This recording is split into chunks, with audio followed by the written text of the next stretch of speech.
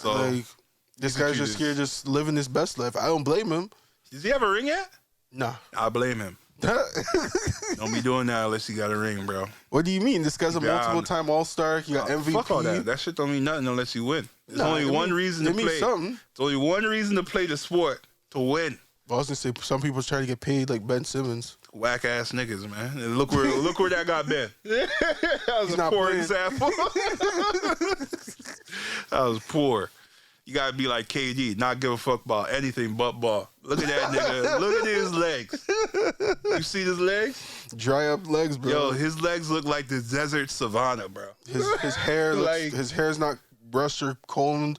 Yo, KD doesn't look like he even gets lineups like that. Like bro. when ants walk over his skin, they got a leap from skin cell to skin cell. So that's how big those cracks are. Yo. And his goddamn leg. This guy's dissing. Yo, this shit is crazy. You gonna hit me with the y'all broke though.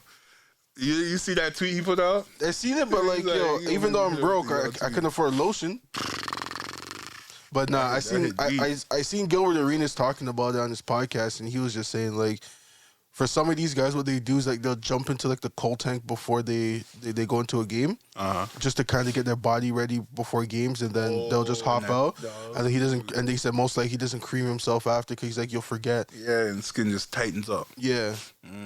But I was like, it's interesting, but still, seems like he's been doing that too often. Yo, he's getting buckets. He's getting buckets though, so that's what I'm talking about. Like, he's out here getting buckets. This guy's not even like hesitating. Yo, he's efficient. Like I said last episode, everything comes second to the dream.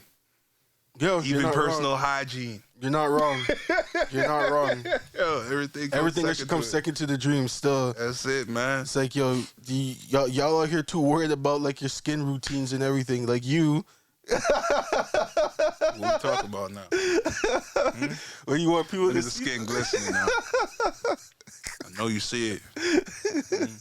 Look at me, glistening. Let me get it in the right light. But now getting back to James Harden though. Yeah. Yeah, like I don't know, man.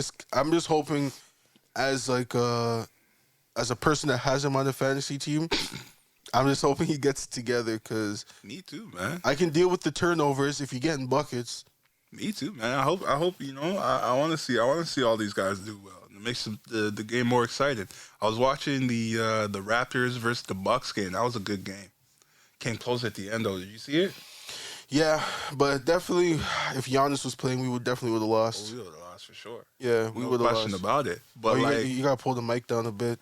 Oh, is it not catching me well? Yeah, sometimes. How about now? We good? Yeah, you're good. All right. Yeah, so I was watching. Oh, let me turn it this way, maybe.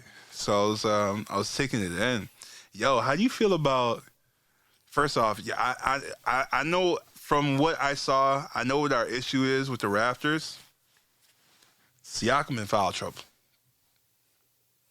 You think it's just foul trouble for him? Not just for him, for the whole team.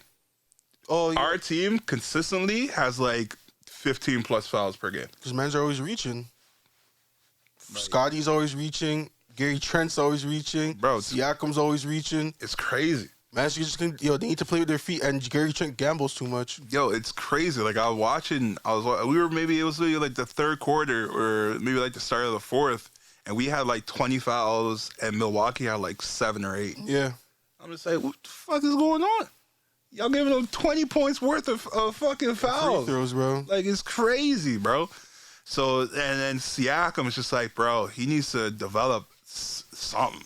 He needs moves. He needs moves. He has a one package move slate. Yeah. In his game, and I'm just like, yo, what's going on? Like, and they're getting him now on the elbow spin. Yeah. When he spins, he throws his elbows. Yeah. And they be getting him on that, so that's why he be getting into foul trouble too. So it's like, bro. Like, the thing is with this team, though, it's very extremely young. It's a very, very young team. I know Fred said it on a podcast, and he was saying that, like, compared to the years before, him and Siakam, they were like the young ones. Now they're the vets. Yeah. He's like, there's no real vets on this team compared to years before. Facts. And Fred's been in the league, what, 5 years now, maybe? Maybe. NBA league? It's maybe like 5 years. Bless you. Thank you. I think it's been like about 7 at max. 5 years, maybe about 5 years. Yeah. Because we won the championship 2019. That was like, what, 3 years ago? No, 2 years ago. Well, about to be 3 years now. Yeah, and he was in the league either a year I think like 2 years before that. Yeah, about 5 years. And then you got Siakam. He's been in the league for like about 5-6 years. OG's, same thing. Yeah. So, like, it's a very young team. OG wasn't even playing, too. Yeah, and it's a young team with experience. That's the thing. Well, without experience. Our core is with experience. It's like Siakam has the experience. Fred has some experience. And OG's seen it, like, firsthand with Kawhi and everything. So, like, they've been along for the ride, and they're a big cog piece for a championship run. Now, when you look at this team, it's like you have a lot of guys that don't know how to win as of yet. Mm-hmm. So, like, Gary Trent, he's nice, but, like, yo, the man gambles on steals heavy. So much. And sometimes it's annoying because it's like, yo, I feel you, Gary, that you're one of the top steals players. I have you in one of my fantasy leagues. Mm-hmm. He averages, I think, about 2 steals a game. I think Alex Caruso has the most right now, right? Yeah, well, Caruso locks mans up. Yeah. Like, he's actually, like when mans used to scream out cookie, that's Caruso. Because Caruso will guard you and just cook you the ball, and you're like, yo.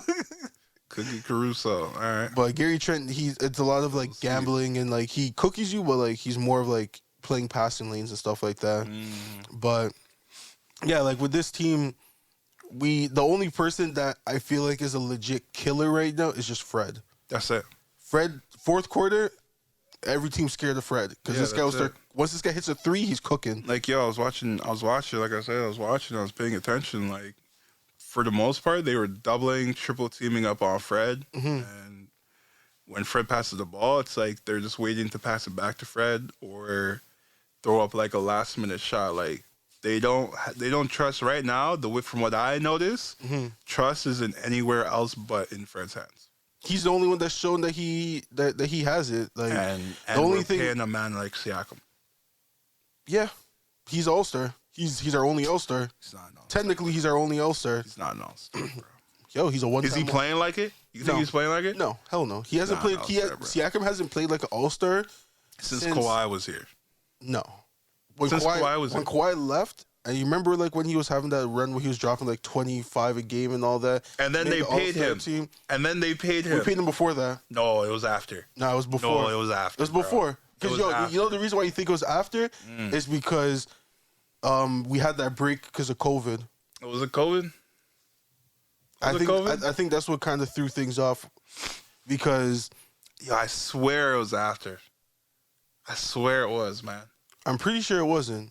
You're right. Still, I remember I was like, yo, we paid him, and then he started playing like shit. I'm just like, yo, we should have paid that. Yeah, you're right. Bro. Still, I can't lie. You're right. Yeah, you're right, man. Still. You got complacent, man. Yo, and the thing is, it's just I don't think it's just that he got complacent. It's just, I just think that when it comes to Siakam and he plays, he just can't think on his feet like that.